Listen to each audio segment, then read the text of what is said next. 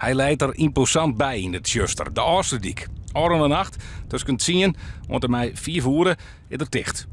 De test werd uitgevoerd met camera's, computers, maar ik kan iets leger aan oranje joskes. Die sjoggen of de bregen wil doggen wat ze dwaan matten. Als een bedienaar een bepaalde handeling uitvoert of dan de brug ook precies reageert zoals die bedoeld is te reageren. Of dat er misschien iets anders gebeurt.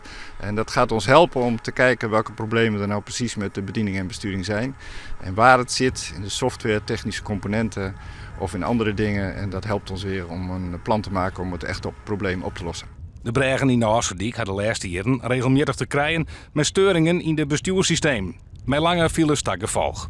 Rijkswaterstaat wil er nou achter komen waar die storingen toch veroorzaken worden. We namen de technische onderdelen van het systeem worden test, maar het kan samenwijzen dat het probleem in de software zit die de bregen aansturen moet.